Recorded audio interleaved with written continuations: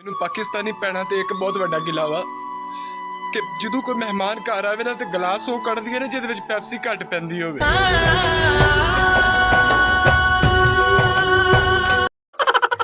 भाई है कि पानी पी रहे हैं? नहीं यार, गला चेक कर रहे हैं कि तो लीक तो नहीं हो रहा। ओए नंबर ही दे दे अपना। ਤੁਹਾਨੂੰ ਤੁਹਾਡੇ ਮਾਪਿਓ ਨੇ ਤਮੀਜ਼ ਨਹੀਂ ਸਿਖਾਈ। ਤੁਹਾਡੇ ਵਰਗੀਆਂ ਕੁੜੀਆਂ ਦਾ ਕਰਕੇ ਨਾ ਸਾਡਾ ਮੁਲਕ ਤਬਾਹ ਹੋ ਰਿਹਾ ਵਾ। ਐਲਾ ਫੜ ਨੰਬਰ। तुम्हें कैसी बीवी चाहिए? चांद जैसी। चांद जैसी मतलब? जो रात को आए और सुबह चली जाए।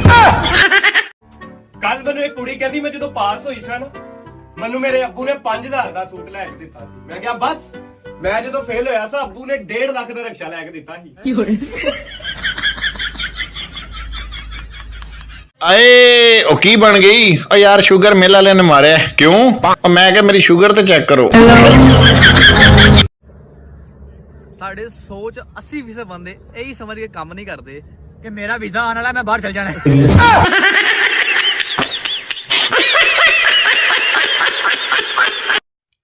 यार तू तो दुबई जा रहा सी। यार जहाज वाले ने मैंने जुत्तियां मार के बाहर कटिया। क्यों की वजह बनी?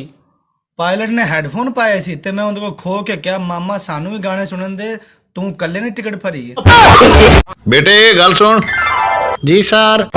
दो चो दोगे कितने बचे? सर मैनू सवाल की समझ नहीं आई।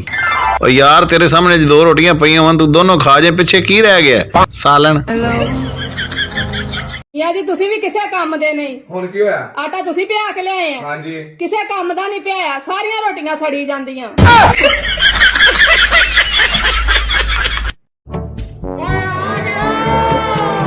ओ की आ गया? अंब खाता मजा आ गया।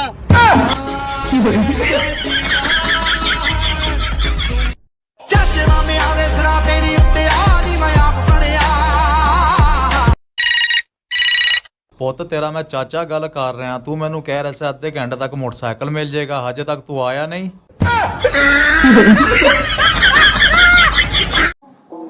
ਉਹ ਜਾ ਯਾਰ, ਇੱਕ ਪਾਈਆ ਗੋਸ਼ਤ ਤੇ ਫੜ ਕੇ ਲਿਆ। अच्छा जी। ਨਾਲੇ ਗੱਲ ਸੁਣ, ਬੋਟੀ ਐਨੀ ਨਹੀਂ ਕਰਾ ਲਈ।